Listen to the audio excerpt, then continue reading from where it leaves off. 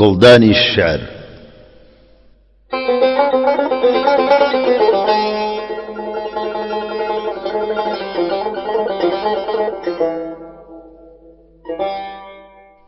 لەم ئەڵقەی بەرنامەی گڵدانی شعردا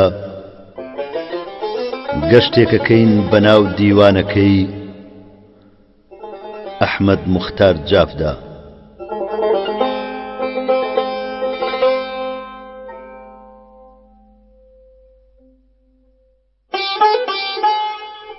بە خەتا چوو بوو خەتای کرد بە خودا مشتی خەتا، هاتبوو لافی لەگەڵ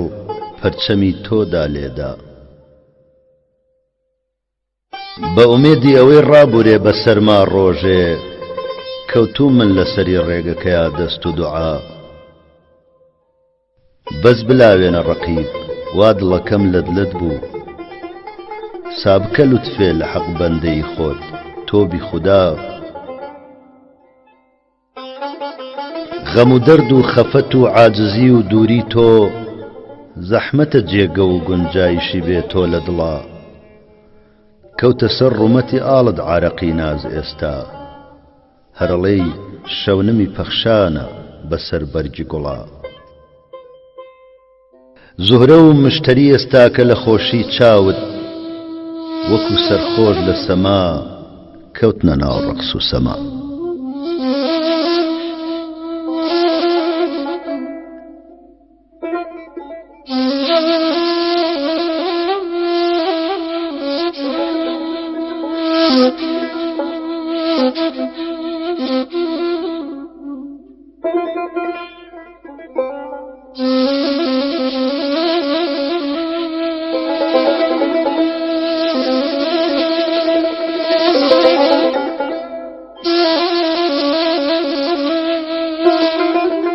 فستانی ڕەشی نازجی چین چینی لەبەردا، وەک هەوری سیابێ بەسەری قورسی قەمەردا. قوربانی نیگاهی غەزەبت ڕۆح و دڵی من، یەک لەحزە 200 تیر و ڕمت چۆن لە جگەردا. مادام کە بە شمشێری برۆد لەدلەتە جەرگم، لازم نییە ئەو خەنجەرە کردوتە بە بەردا. دوو دیدەی مەخموری نیگارم بە شەباهەت، وەک ئاهوو وەهایە کە لە خەو بێ لە سەحەردا.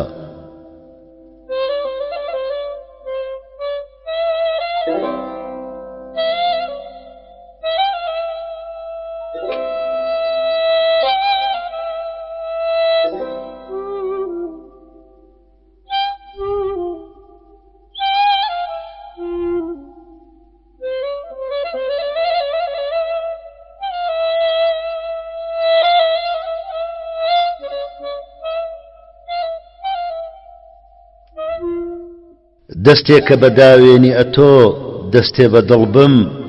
چی بکەم کە نییە دەستێ بکەم خاچێ بەسەردا. قوربان وەکو خاچی بەری پێت کەوتووە دایم، ئەحمەد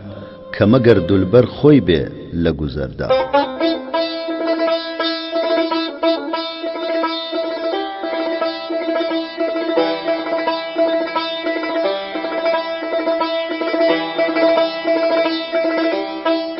گوڵ لە گوڵزارە نەما، بولبول ئەبێ زاری بکا. شێوەی شادی لەسەر دەرکات و غەمباری بکا. نێرگزی شالا کە مەشهورە بە مەخموری ئەبێ، دایما لەو چاوە کەسبی علمی بیماری بکا. فەسڵی ئەو نازک غەزالە ڕۆیی عشاقی حەزین، هەر ئەبێ سەیلی سروشتی خوێن لە چاوجاری بکا. تو خودا بادی سەبا بەو نازەنینە تۆ بڵێ، بەس ڕەقیب تەلتیف بکات و دەردی دڵکاری بکا. دولبەرم لەم شارە ڕۆیی ئەحمەدی بێچارەوە، بۆ سوباهی غەم ئەبێ ڕسمی سپەهداری بکا.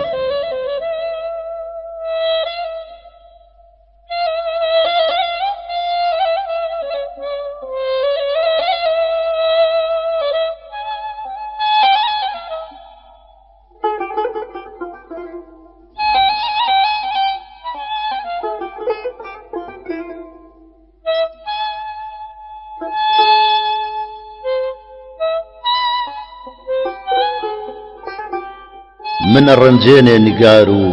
وا ڕەقیب دڵشادەکە بێخو بنچینەی حەیات و عمری من بەربادەکە بێستون ئێستەش کە وەختێ لالەی لێ سەوزە بێ باسی خوێنی دیدە و داغی دڵی فەرهادەکە بولبولی دڵ وا لە دەوری ڕوومەتی گوڵڕەنگی تۆ بێقەرارە شەو هەتا ڕۆژ ناڵە و فەریادەکە بێت و کە ڕوخسار و باڵایە و نیگارت دەرکەوێ گوڵ خەجاڵت بارە بێ و پەست و نیگون شمشادەکە قەت نەبوو ڕەحمێ بە حاڵی ئەم دڵم کافرە شاهی من لە خوا نەترسە زاڵمە و بێدادەکە ئەحمەدی بێچارە بۆ دەرد و موسیبەت مایەوە دولبەری بێڕەحمیە و سەیر و سەفای بەغدادەکە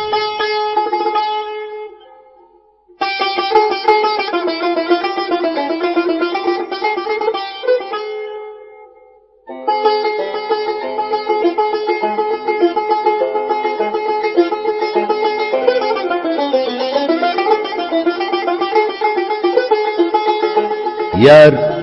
بەماچی لێوی خۆی زامی دڵان ساڕێژەکە تون تەماشاکردنێکیشی شەخسی عاقڵ گێژەکە ئەی خودا تاکەی لە دەرهەق من وەفا و مەیلی نییە بۆچ گڵۆڵەی بەختی من هەر ڕوو لە جێگەی لێژەکە ماڵەکەم وێرانەکە ڕۆژم ڕەش و تاریکە بێ یار بە سورمەی ناسکە وەختێ چاوی خۆی کل ڕێژەکە وشکە سۆفی هاتبوو ئەیوت باش هەر بۆ منە ڕیشی خۆی جوڵان وەکو سابرێن کە شەوکاوێژەکە کەی خوا توجارە خوا گەورە و غەفور و عادلە چۆن لەگەڵ عەبدا حسابی قەرزی ڕۆژ و نوێژەکە قافیە هەرچەندە تیکرارە بەڵام ئەحمەد بەدڵ هەر بەیادی تاقی ئەبرۆی تۆیە جارجار نوێژەکە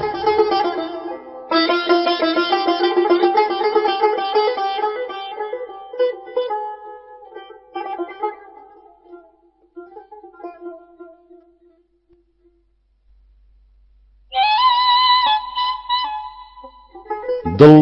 وەکو بولبول لە هیجری نەوگوڵی ئەفغانەکە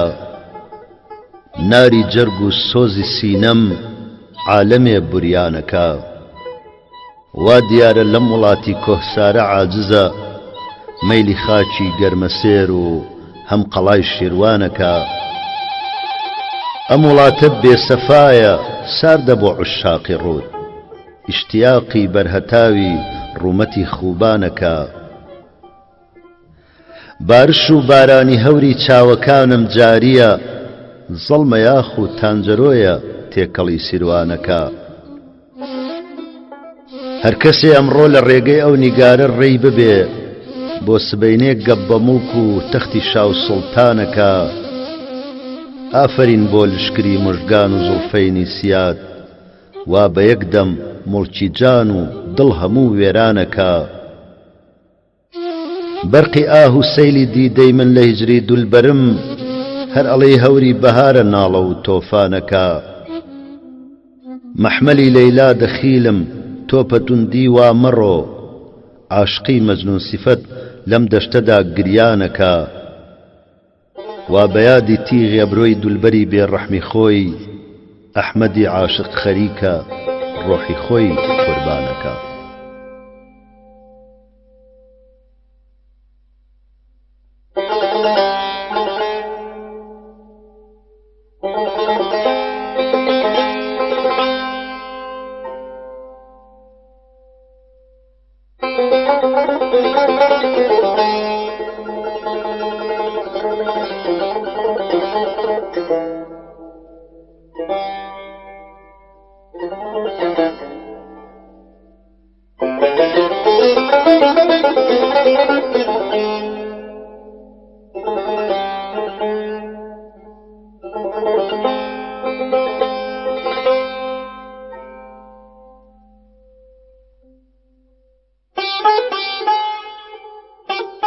عادەتی ئەم چەرخەوایە ئەهلی دڵ غەمگینەکە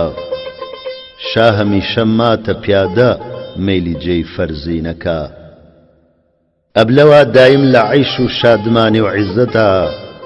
ئەهلی عرفان و کەماڵ ئێستاکە زاری و شینەکە دوژمنە چەرخی فەلەک بۆ پیاوی ساحب عەقڵ و هۆش ڕووی کەرەم دایم لە هەرزە و شێت و بێتەمکینەکە سەیری کەن عاشق کە چەند شێتە ئومێدی مەرحەمەت لەو نیگارەی دڵفریبەی زاڵمەی بێدینەکە بێستون وەختێک کە لالەی ئەحمەڕی لێ سەوزە بێ مەشقی لێوی شەککەرینی ناسکی شیرینەکە عاشقی مەجنون بە یادی دولبەری لەیلا سیفەت خوێنی دووچاوی بە خوڕدێ دامەنی ڕەنجینەکە قەت لە زیکری خێری تۆ غافڵ نییە ئەحمەد بە شەو هەر بە ئومێدی ویساڵت سەر لەسەر بالینەکە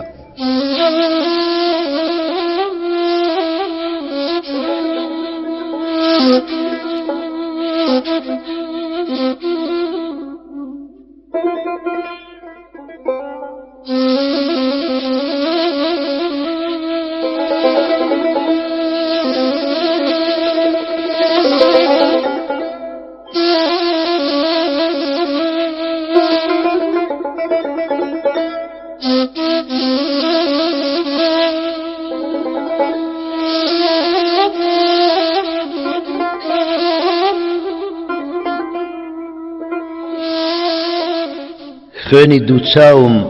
بە نەوعێ دامەنم ڕەنجینەکە هەر کەسەم بینێ بە حاڵی ناتەوانم شینەکە شێخی ئیرشاد و مرید و سالک و سۆفی و فەقێ ئەو بە یەک نوارڕین بەجارێ کافر و بێدینەکە هیچ خەنە پێویست نییە بۆ دەست و پەنجەی دولبەرم وا بە خوێنی من خەریکە دەست و پێنەخشینەکە قەت لە لێوی شەکەر ئەفشانی قسەی خۆشم نەبیست دایمە بێدینە مەشغوڵە دڵم غەمگینەکە وا لە هیجری قامەتی سەروی نیگاری نازەرین ئەم دڵم قمری سیفەت هەر گریە و ناڵینەکە گەر بڵێ ئەحمەد لە یاری بۆ سێ داوا بکە ڕووە چەرخێنێ لە تۆ گوێی لەو قسە سەنگینەکە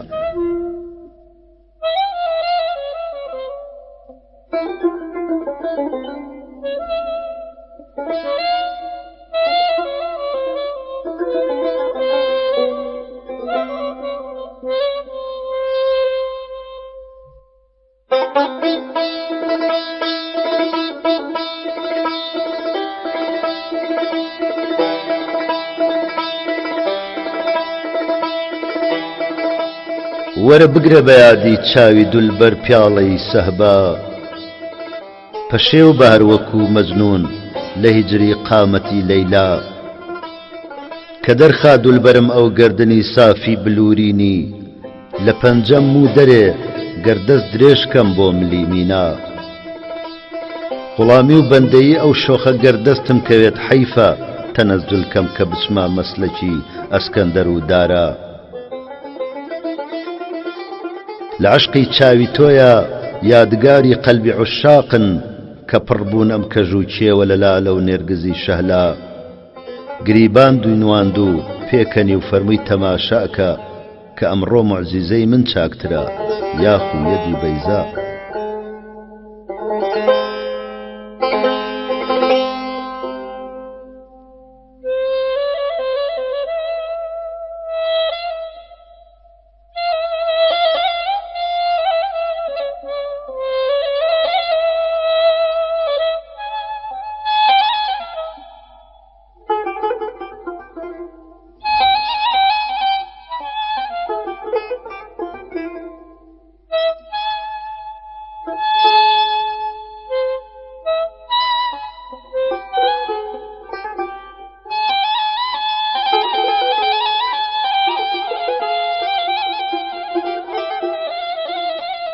مەیلی سەیری بەدرەکە دڵ لا دەزڵفی وەک حیجاب دەرخە بەدری ڕوومەتی خۆت شۆخەکەی عالی جەناب سینە کونکون بووم وەکو نەی من لەبەر هیجرانی تۆ سەر وەکو سەمتورە دڵ هەر ناڵێتی وەک ڕووباب تۆ دەرت خست شەمعی ڕووی خۆت کۆمەڵی عاشق هەموو لازمە هەر وەک پەپولە ببنە قاورمە و کەباب لوتفیار هەر بۆ ڕەقیبە من ڕەزام ئەو دولبەرە جار بەجار حەتا بەجوێنێ بێت و بمدا تۆ جەواب لادە چارشێوت هەتا من دیدە ڕۆشن کەم بەڕوود بەسێتی قوربانی تۆ بم بەس بکەن ناز و عیتاب ئەحمەدە تەنها غوڵامی مخلیسی تۆ چاوەکەم حەیفە مەی ڕەنجێنە مەیدا بێسەبەب جانی عەزاب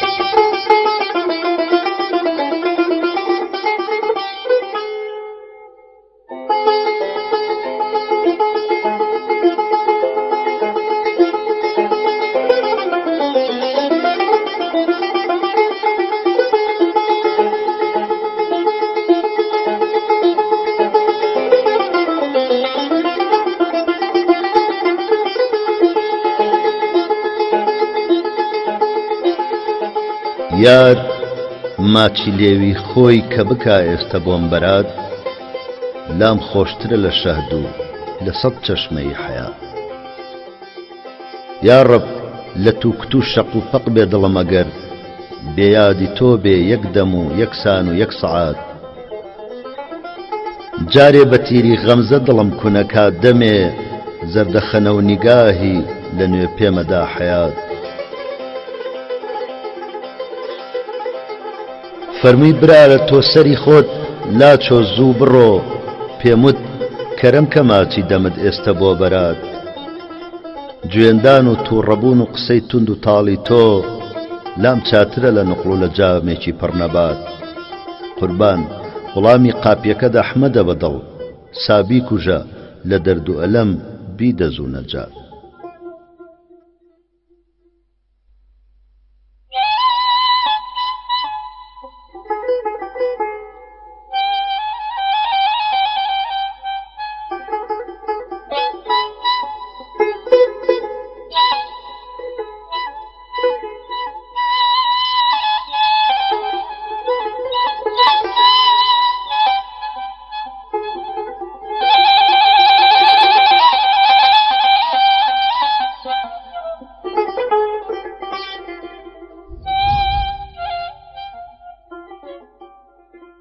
زاهد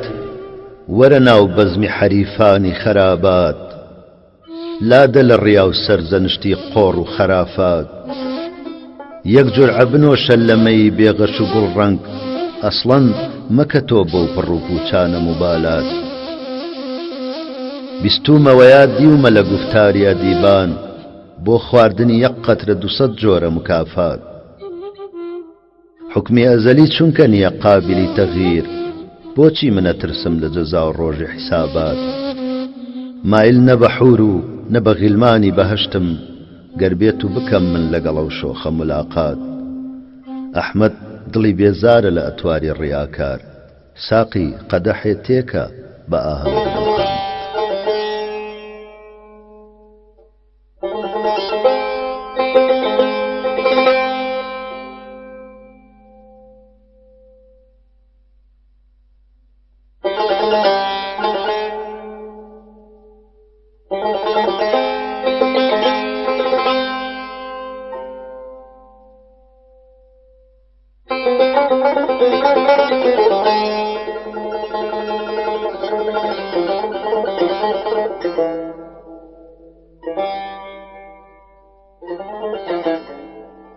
دڵم پڕخێنە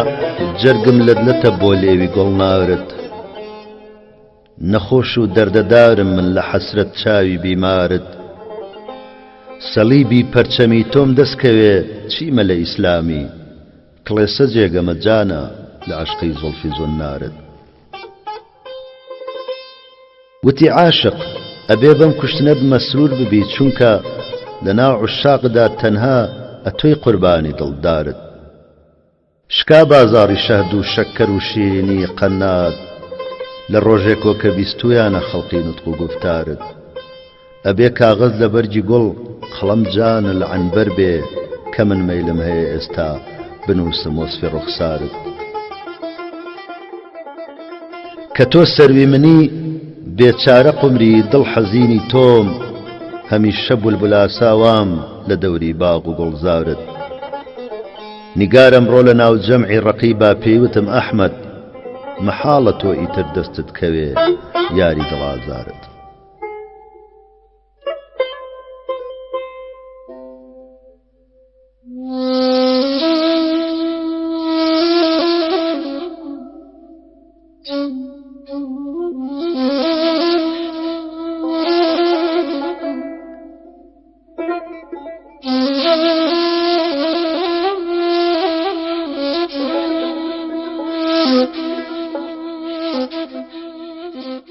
دوچاوم خوێنە بارێنێ لە عەشقی ڕوومەتی ئاڵت گرفتارە لە ناو زوڵفت دڵم بۆ دانەی خاڵت خوا کەی بێت کە من پەشتانی باڵا و قامەتی تۆ بم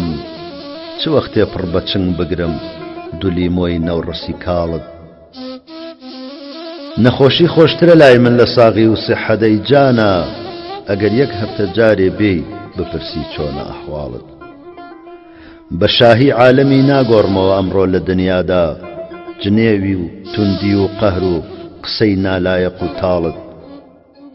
نیگارە لێمە پرسی بۆچی وا دێوانەیە ئەحمەد لە عەشقی چاوی تۆیە چاوەکە وابووم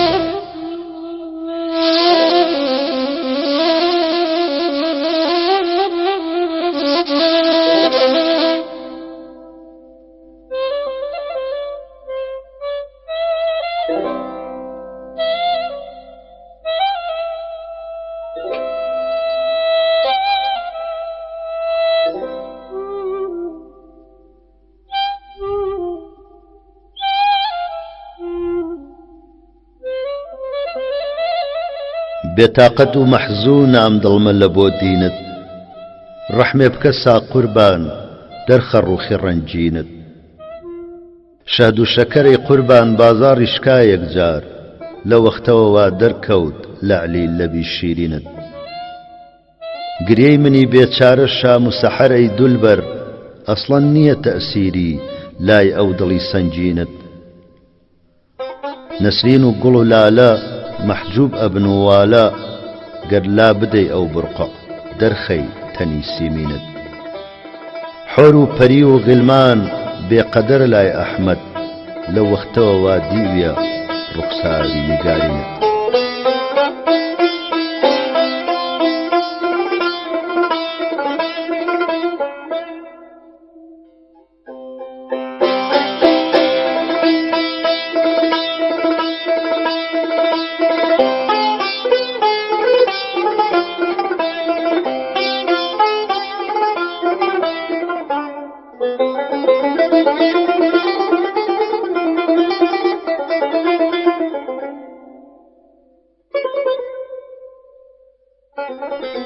نییە ڕەحمەت لە دەرحەق عاشقی شەیدای مسکینت بڵێ پێم تو خدا کافر چییە تۆ مەزهەب و دینت بەخاکا پێ بنێ مەینێ بەدیدەی ئەشکبارمدا مەبادا دڕچی برژانگم بچێتە پێی حەناینت مێڵە ڕۆژی عاشق ڕەش ببێ یاری بێمروەت لەسەر سوبحی جەبینت لادە جانا زوڵفی چین چینت هەمیشە لارەزارە دەوری قەبرستانی عشاقت ئەکەن تەمسیلی لێوی لعل و کوڵمی ئاڵ و ڕەنجینت کە ناوت دێنمە سەر لێوەکانم ئێستا ئەی جانە دەم و لێوم ئەچەسپێن پێکەوە بۆ لێوی شیرینت بە خەندەی نازەوە فەرمووی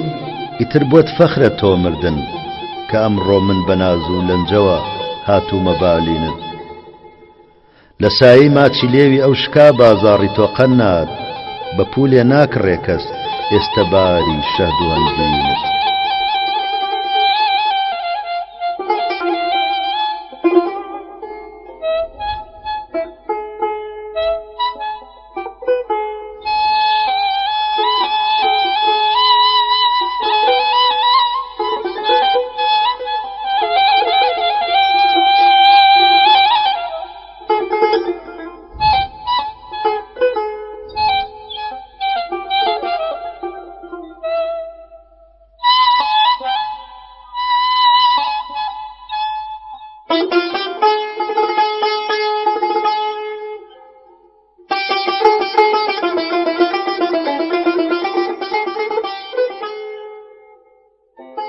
هەوری بەهاری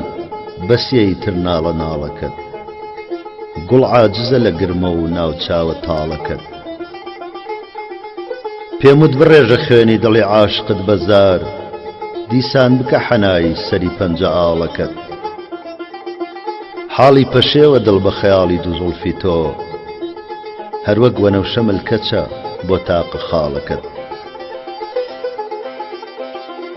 سەیری ڕەقیب کە وەک سەگە بۆ مانگە شەو بە شەو هەر لولە رووریە لە فیراقی جەماڵەکەت کونکون ببێ دڵی ئەحمەدە گەردەمێ فاریغ ببێ لە یادی خاڵ و خەیاڵەکەت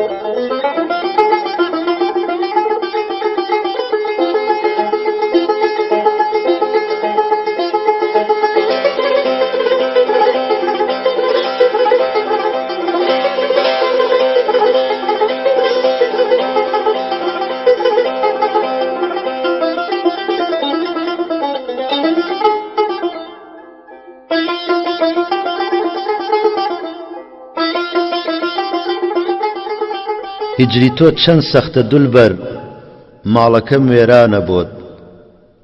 ڕۆژ و شەو غەمباری ڕوتم دیدەکەم گریانە بۆت ئەشکی چاوم بادەیە ناڵەی دڵم عەینی نەیە خاک بەسەر بێکەس لە حەسرەت جەرگەکەم بوریانە بۆت ئەی نیگاری نازەنین لەو ڕۆژەوە دووری لە من سەیلی دیدەم وا بە خوڕدێ هەروەکو سیروانە بۆت ئەو بەڵای بۆ قامەتی تۆ دێ لە عوشاقت کەوێ سەد هەزاران عاشقت جانە بەڵا گەردانە بۆت ئەی دڵە بەسیە لە غەم بۆچی ئەناڵی ڕۆژ و شەو شەهدی لێوی دولبەرت بۆ دەردی تۆ دەرمانە بۆت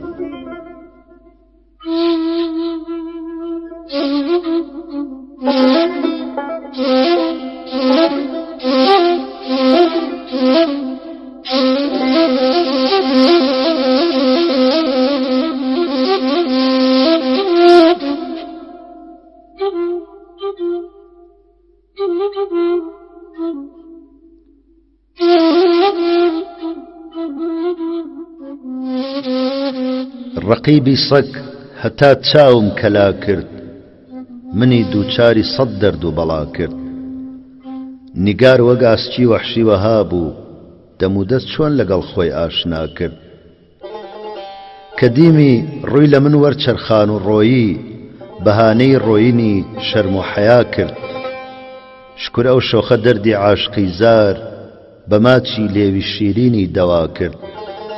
کە تۆ ڕۆیت دڵی بێچارەی من ویداعی خۆی لەگەڵ عەیش و سەفا کرد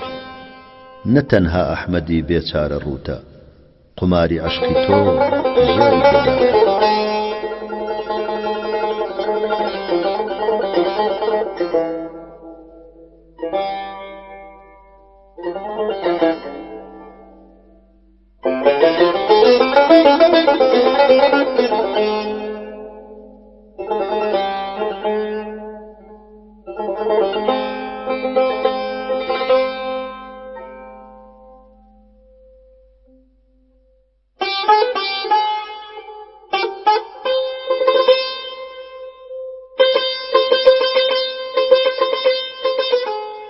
یەخەی خۆی دادڕی گوڵ یار کەمەیلی گوڵستانی کرد لە داخی قامەتت سەرویش لە باڵای خۆی کەمانی کرد لە تارمەی ڕوو بە مەغریب خۆی نیشاندا ئەو کڵاو لارە وتم یاران کە حەشرە ڕۆژ لە مەغریب وا عەیانی کرد ڕەقیب شەرتە لە داخت تەرکی کەم من بەندەی یارم دڕک سامژدە بێ بولبول کە تەرکی ئاشیانی کرد شەشی ئەیلول ئەزانن ئێوەی قەومی وەفاکردار ئەوە ڕۆژێ بوو دوژمن قەتڵ و عامی کوردەکانی کرد بتی پەیمان شکێن ئەی یاری کافری بێ ڕەحم و بێ مروت لە داخت ئەحمەدی بێچارە وا تەرکی ژیانی کرد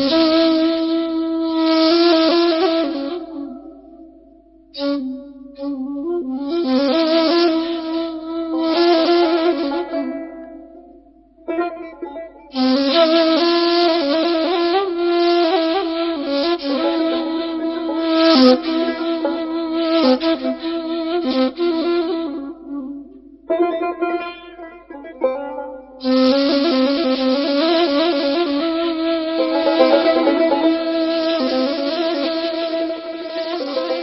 دولبەر خۆی نواند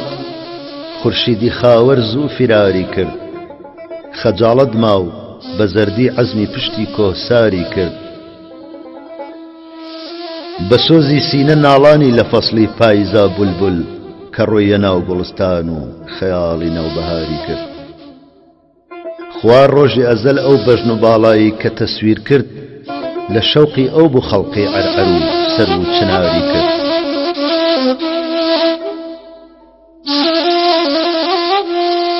وتی میسکی خەتا بۆ من خەتایە لافی بۆن خۆشی کە هاتوو بۆنی عەتری پەرچەمی شێواوی یاری کرد ڕەقیب وەختێک کە دی یار میهرەبانە دەرحەقی عاشق تەقی کرد وەک سەگ و تۆپی لە داخا ئینتحاری کرد لە حەسرەت لێوی لەیلا بوو کە مەجنون شێت و ڕیسوا بوو بە جارێک کەوتە کێو و دەشت و سەحرا تەرکی شاری کرد کە بیستی موژدەی تەشریفی تۆ عاشق لە خۆشیدا حیاتی مابوو تەنها و ئەویشی زوونی ساری کرد بژی ئەو شای حوسنا وا لە ڕووی لوتف و کەرەمکاری کەوا یادێکی حاڵی ئەحمەدی ڕوت و هەژاری کرد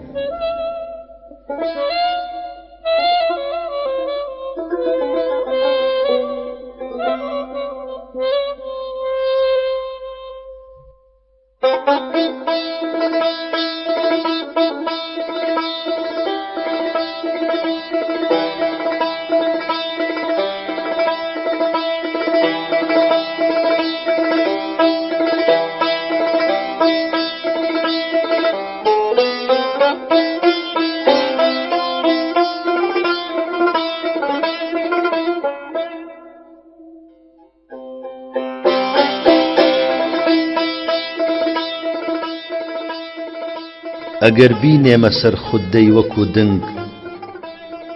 دڵم کونکون بێناوی وەک گوبێژنگ چلۆنەی دەم بە خورمای قاچ و قوڵڕوود قەدی بەرزی چنار و گوێز و هارژنگ لە زەیتون چاترە هەنجیر و سێومان گەزۆم پێ خۆشترە 100 جار لە باڵنگ بەڵام چی بکەم لە داخی ئەم زەمانە وەکو مزراح سرم کەوتۆتە ڤنگ ڤنگ ئەوەی بۆ پارە لای داوە لە مەسلەک بەجێ دانیشتنی چلمێخ و 100 چەنگ وتم بەو پیاوە ئەمڕۆ ڕۆژی تۆیە بخۆ دانێ بە مەیلت لنگ لەسەر لنگ دەشبهێ حاڵی ئەحمەد وەختی وەسڵت بە ڕۆژ هەڵهاتن و ئەحواڵی ئاون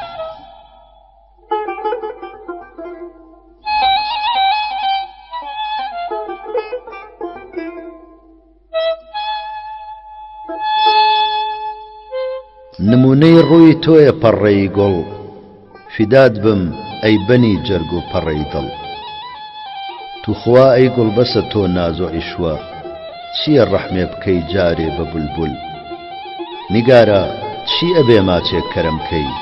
بکەی مەقسوودی ئەم بیمارە حاصڵ وەکو ناڵینی من وایە لە عەشقت فغان و زەمزەمەی بولبول لەسەر چڵ بە توندی بەس بڕۆ بێ ڕۆحەکەی من بە چاوما پێ بنێ با بەس بکا گل مەحاڵە تەرکی ساقی و یار و بادە بەسە واعز مەکە توخوا قسەی زل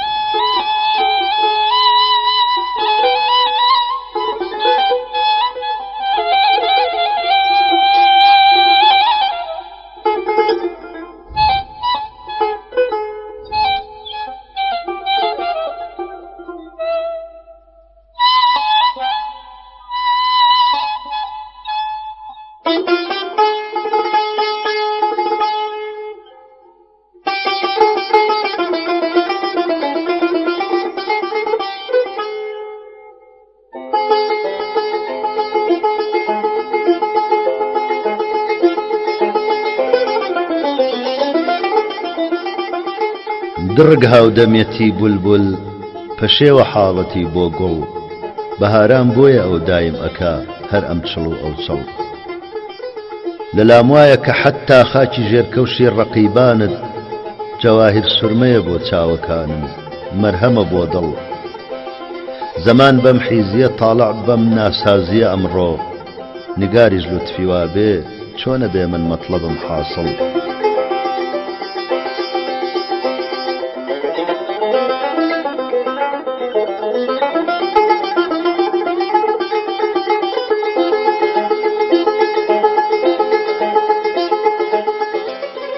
بەرامبەر ئەبروانی کەوتمە سوزدا وتی عاشق ئەگەرچی قیبلەگاهی تۆ کەچە نوێژت نییە باتڵ. تەوافی کەعبەی دەرگانەکەت تەنها لە من مەنعە، لە قورئانە ئەڵێ ئاياتی ڕەحمەت قەد نییە نازڵ. تەپوکۆی ترپەترپی دڵ بە گرمە ئەم شەوەی باران، فیدای ئەو شۆخە تەشریفی کە دێتە مەنزڵم باقڵ. دەخیلم تۆ بزانە دەست و پەنجەی نازەنینێکە، بە گۆزەی تێمەگە حەیفە توخوا تۆ مەیخەرە ناوگەڵ. وەکو موسا هەموو ئەعزای کە ئەیبیز ڕۆژی کێوی توور، لەسەر تا پێم ئەناڵێ وەقتی هیجرت نەک بە تەنها دڵ. ئەزانی قەدری ئەحمەد کەی ئەزانن ئەهلی ئەم شارە، لە دنیا دەربچێ و بمرێ و بچێتە ژێری خاک و گەڵ.